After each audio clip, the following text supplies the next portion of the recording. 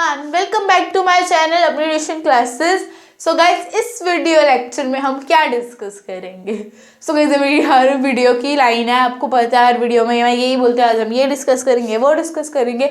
So guys, of course इस video में मैं वही बोलने वाली हूँ।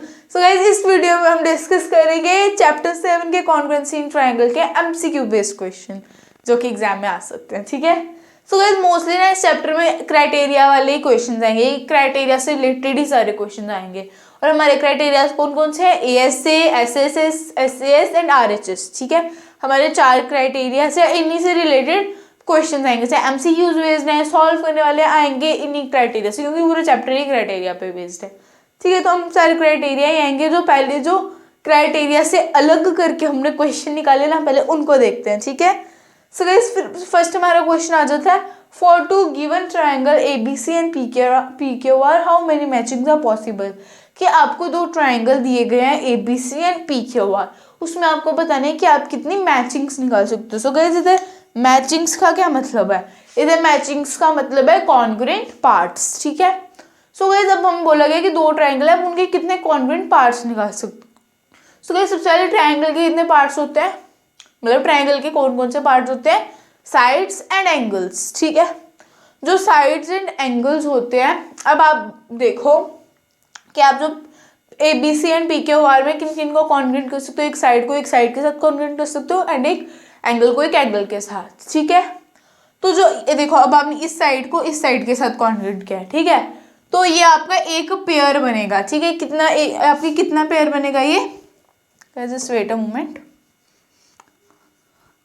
ये आपका एक पेयर बनेगा ये 2। ठीक है, जो आप इस साइड को आपने इस साइड के साथ कॉन्ग्रुएंट करा है, तो आपका ये एक पेयर बनेगा। आप इनको इंडिविजुअली काउंट नहीं करोगे, इन दोनों को एज एक पेयर काउंट करोगे। ठीक है, तो जब आपने एक साइड को किया, अब वैसे एक साइड को दूसरी साइड के साथ किया तो एक पेयर बना। जब आप एक एंगल को दूसरे एंगल के साथ करोगे तो वो भी एक पेयर बनेगा। ठीक है, तो आप उसको इंडिविजुअली काउंट नहीं करोगे, आप उनको एज अ पेयर काउंट करोगे। ठीक है, समझ आ गई? तो अब देखो हमारे कितने कॉन्ग्रुएंट पार्ट्स बन सकते हैं। AB कॉन्ग्रुएंट्स टू PQ, एक पार्ट बन गया हमारा। ठीक है, फिर आ जाता है हमारा BC कॉन्ग्रुएंट्स टू QR, हमारा दूसरा पार्ट आ गया।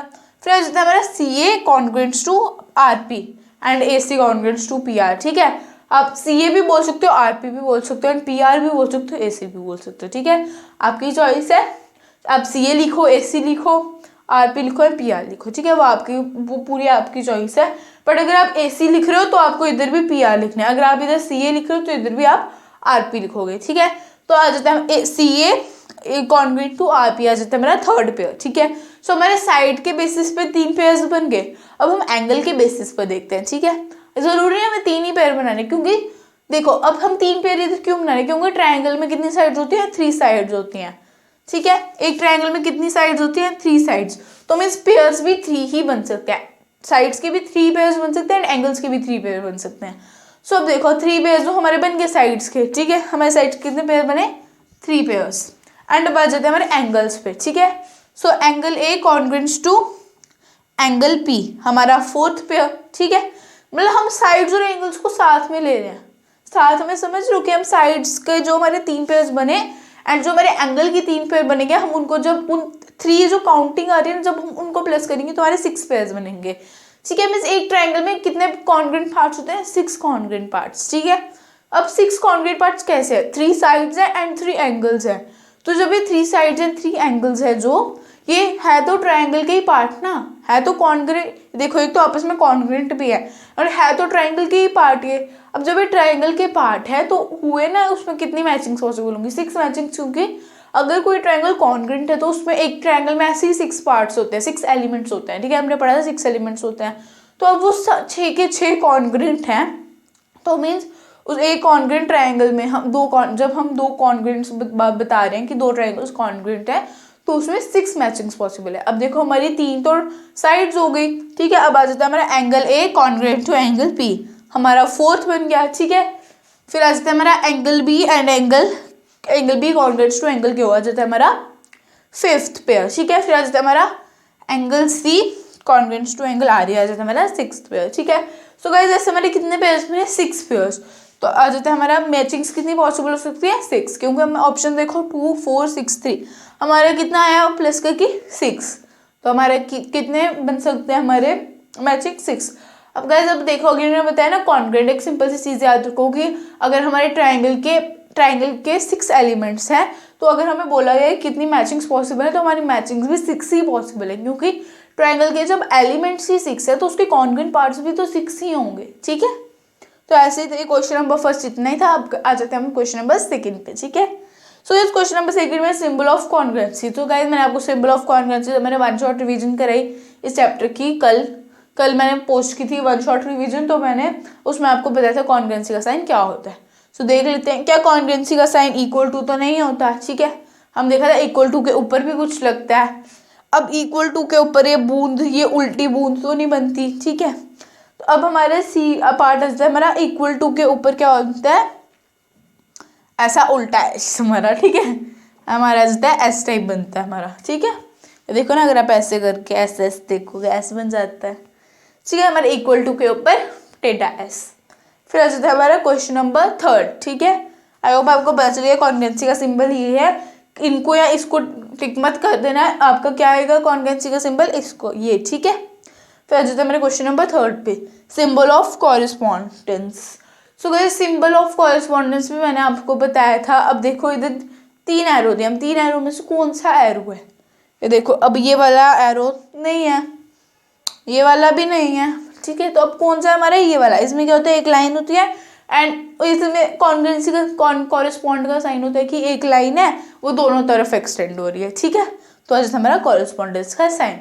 सो गाइस हमारे जो ऐसे थे ना कि मतलब जो क्राइटेरिया बेस्ड नहीं थे क्वेश्चन, जो क्राइटेरिया से बिल्कुल अलग थे, वो हमने कर लिया। बाकी के जितने भी क्वेश्चन है वो सारे क्राइटेरिया बेस्ड है, तो हम उनको भी डिस्कस कर लेते हैं। ठीक है, तो तब तक आप इनका स्क्रीनशॉट ले लो, फिर उसके बाद हम क्राइटेरिया बेस्ड क्वेश्चन देखते हैं। ठीक है,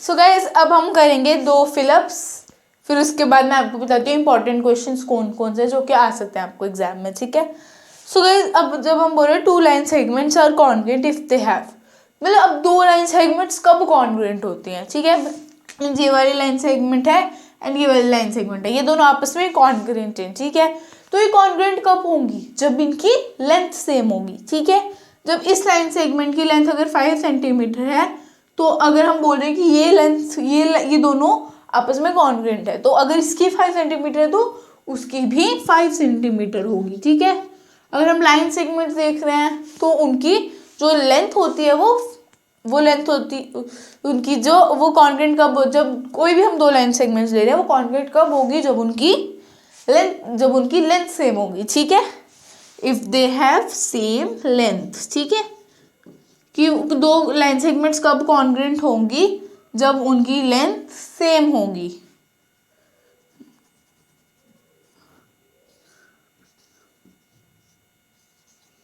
ठीक है, चलो आ जाते हैं क्वेश्चन नंबर 5 पे। If we say that angle C and angle F are equal, what we actually mean, कि मतलब अगर हम कह रहे हैं कि एंगल सी है जो एंगल एफ है जो वो आपस में कॉन्ग्रुएंट है, आपस में इक्वल है, तो हमारा असली में क्या मतलब होता है भाई, हमारा असली में यही मतलब होता है कि एंगल सी एंगल एफ के कॉन्ग्रुएंट है। भाई क्या क्वेश्चन पूछते हैं हमसे, चलो हम तब भी इनका आंसर देते हैं। अगर हम बोल रहे हैं कि angle C and angle F बिल्कुल इक्वल है, एंगल वो बिल्कुल सेम है, तो हमारा मतलब क्या होता है कि मतलब उनमें क्या सेम है। जैसे अब इनकी लेंथ सेम होती है, लाइन सेगमेंट्स कब कॉन्ग्रुएंट होंगी, जब उनकी लेंथ सेम होगी। तो 2 एंगल्स कब कॉन्ग्रुएंट होंगे, जब उनका मेजर सेम होगा। Actually mean that their measure, if we say that angle C and angle F are equal, what we actually mean that their measure is same। ठीक है, measure is same। ठीक है, तो हमारा आंसर ये आ जाता है। फिर गाइस मैं आपको कुछ इंपॉर्टेंट क्वेश्चंस बताती हूँ जो कि आपको एग्जाम में आ सकते हैं। ठीक है, सो गाइस पहले आप तो स्क्रीनशॉट लो, फिर उसके बाद हम डिस्कस करते हैं क्वेश्चंस। ठीक है,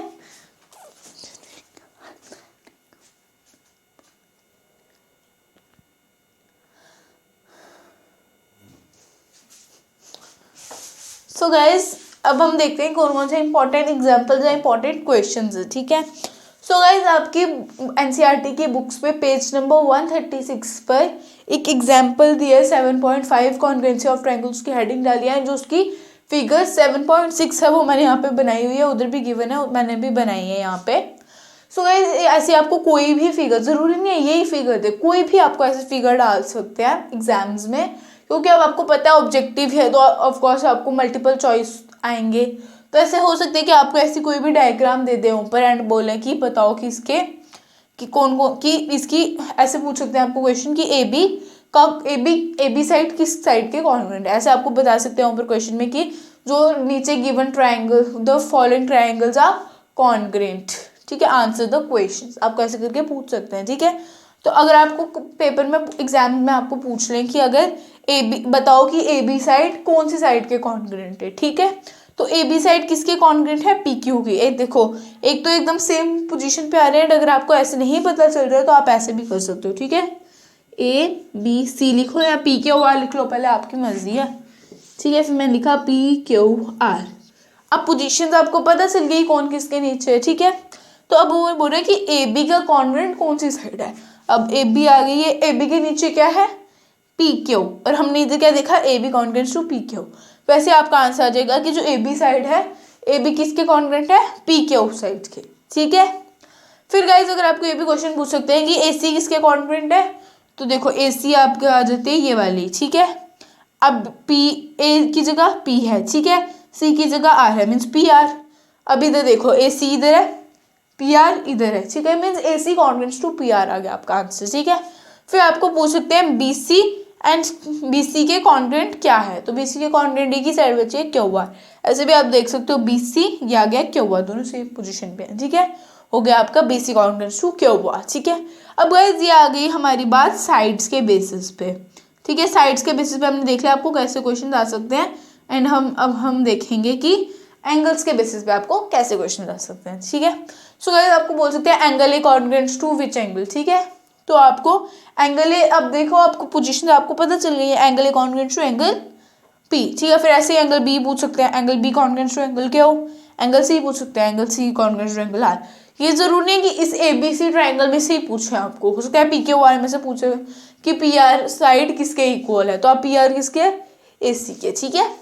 सो गाइस आपको ध्यान रखना, आपको ऐसे इस टाइप के भी क्वेश्चन आ सकते हैं एग्जाम में, ठीक है। सो गाइस पहले आप इनको स्क्रीनशॉट ले लो, फिर उसके बाद हम आगे एग्जाम्पल्स देखते हैं, ठीक है।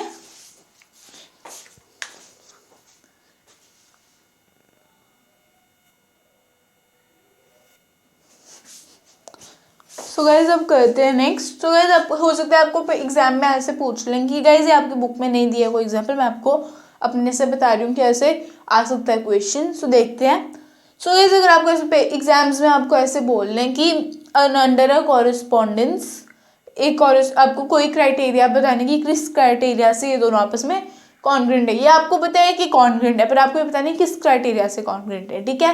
एंड अब आप देख लो कि आपको कौन कौन से कॉन्ग्रुएंसी दिए, ठीक है, आपको बताया कि ये लाइन इस लाइन के कॉन्ग्रुएंट है, ठीक है, ये वाली साइड इस वाली साइड के कॉन्ग्रुएंट है, ठीक है, एंड जो ये एंगल फॉर्म हो रहे हैं बीच में ये भी आपस में कॉन्ग्रुएंट है, ठीक है, ये चीज़ आपको बताई है। तो अब आपको बताना है कि ये किस क्राइटेरिया से कॉन्ग्रुएंट है, ठीक है। सो गाइस दो साइड है, बीच में एक इंक्लूडेड एंगल है। अब दो साइड हो, बीच में एक इंक्लूडेड एंगल हो, कौन सा क्राइटेरिया होता है, SAS क्राइटेरिया, ठीक है। देखो दो साइड तो है हमारी, बट उनके बीच में जो एंगल है, बीच में जैसे इंक्लूडेड एंगल, वो भी इक्वल है एस, जो एफ एंगल का मेजर है वो एस एंगल के मेजर के इक्वल है, ठीक है। जो QS साइड है वो DF साइड के इक्वल है, जो EF साइड है वो RS साइड के इक्वल है, मीन्स है दोनों में दो साइड है, वो साइडें भी आपस में कॉन्ग्रुएंट है, दोनों में एक एंगल है वो भी आपस में कॉन्ग्रुएंट है, ठीक है। मीन्स ये जो दो हैं और दो साइड्स हैं एंड बीच में एक इंक्लूडेड एंगल मीन्स SAS, ठीक है, आज हमारा SAS। और गाइज अब इन केस अगर आपको ये नहीं बोले, SAS नहीं बोले, आपको ये दिखाएं गाइस, 2 मिनट रुक जाओ, जस्ट 2 मिनट। आपको हम एक पूरा बना बनाया स्ट्रक्चर देते हैं ना, उसमें आप देखो पूरा ऐसे क्यों देखना है आपको, ठीक है, हम पूरा बना बनाया आपको दिखा रहे हैं, दिखाते हैं हम आपको पूरा बना बना। अबे बन जाना, बन जा। मैंने इसने ना मेरी कसर नहीं छोड़नी आज, है ना। हाँ गाइस, अब देखो कि इधर आपको दिए कि एक एंगल एफ है, वो कॉन्ग्रेट है एंगल एस की, ठीक है। फिर आपको गिवन है जो एंगल डी है वो कॉन्ग्रेट है एंगल क्यू के, ठीक है। और आपको बताया कि जो डी एफ है, डी एफ साइड है वो कॉन्ग्रेंट है क्यूबल साइड के, आपको ऐसी चीज बताई गई है, ठीक है। तो आपको बताना है कौन से क्राइटेरिया से कॉरिस्पॉन्ड करता है, ठीक है, मीन्स कौन से क्राइटेरिया से ये वो कॉन्ग्रेंट है आपस में, ठीक है। सो गाइज अब देखो इधर दो एंगल्स हैं और एक बीच में साइड है, मीन्स दो एंगल्स है, इंक्लूडेड साइड है, ठीक है। इधर भी दो एंगल्स एंड इंक्लूडेड साइड है, पर जो डी एफ साइड है वो क्यूबस साइड के इक्वल है, ठीक है। जो एंगल डी है वो एंगल क्यू के इक्वल है एंड एंगल एफ है वो एंगल एस के इक्वल है, ठीक है। तो मीन्स जब वो दोनों एंगल्स कॉन्ग्रेंट है, साइड कॉन्ग्रेंट है, एंड वो भी साइड इंक्लूडेड है, एंड एंगल दो ऐसे हैं, उन दो एंगल्स के बीच में साइड इंक्लूडेड है, ठीक है। अब जो दो एंगल्स हो, एक साइड इंक्लूडेड हो, वो क्या आ जाता है, ए एस ए क्राइटेरिया, ठीक है। ए एस ए क्राइटेरिया पता चले कि आपको ऐसे भी पूछ सकते हैं। अब आ जाते हैं हमारी थर्ड पे, मतलब आपको एक और पे कैसे पूछ सकते हैं।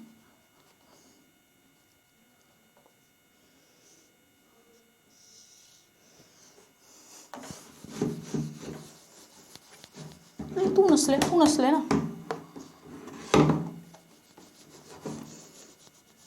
हाँ अब कहते हैं गाइस, ठीक है। अब आपको दो ट्रायंगल दिए हैं, वही सेम नेमिंग रहेगी हमारी क्यू आर एस, ठीक है।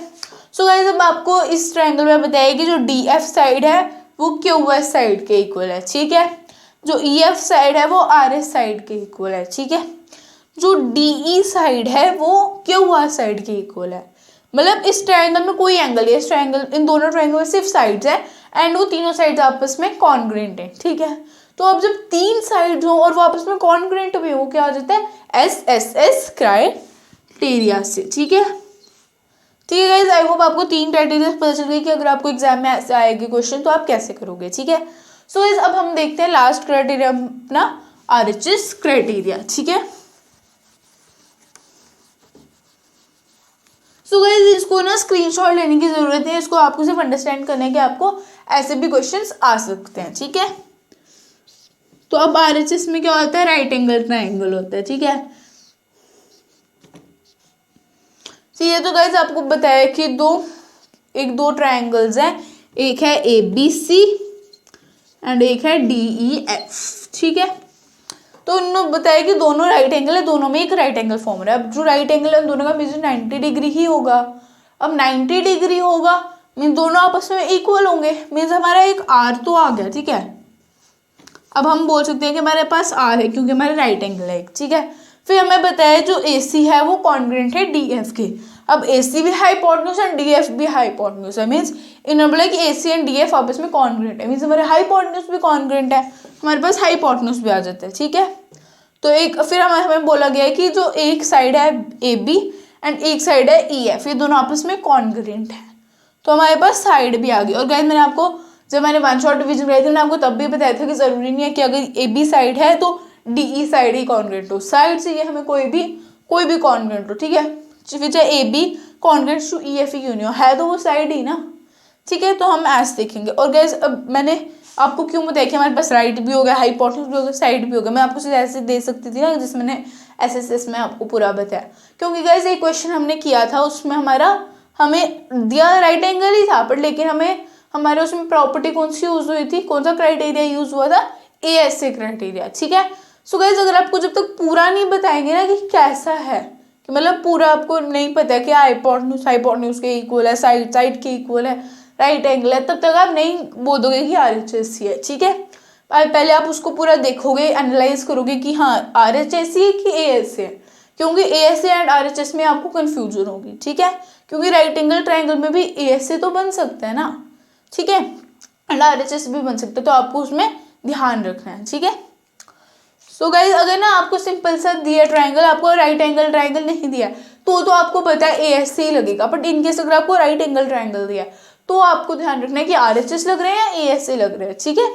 सो गाइज हमने अब ये सब भी डिस्कस करना था एंड हमारा हो गया पूरा। जो MCQ आपको आ सकते हैं पेपर में, क्वेश्चन आ सकते हैं, वो हमने सारे डिस्कस कर लिए, ठीक है। और गाइज अब कोई भी डाउट है कमेंट सेक्शन में कमेंट कर दो एंड गाइज ढेर सारे लाइक कर दो। अगर वीडियो बहुत पसंद आई है, बहुत अगर पसंद भी आई है तो भी लाइक कर दो। और अगर आपको लग रहा है कि मैंने कुछ नहीं समझाया है या फिर मैंने कुछ कम समझाया तो आप कमेंट सेक्शन में मुझे बता सकते हो, कि फिर मैं उसकी एक और वीडियो बना के आपको वो सारे टॉपिक्स क्लियर कर दूंगी, ठीक है। So guys I will meet you next video, till then take care, stay home, stay safe, bye guys. And guys subscribe करना बिल्कुल मत भूलना, बाय।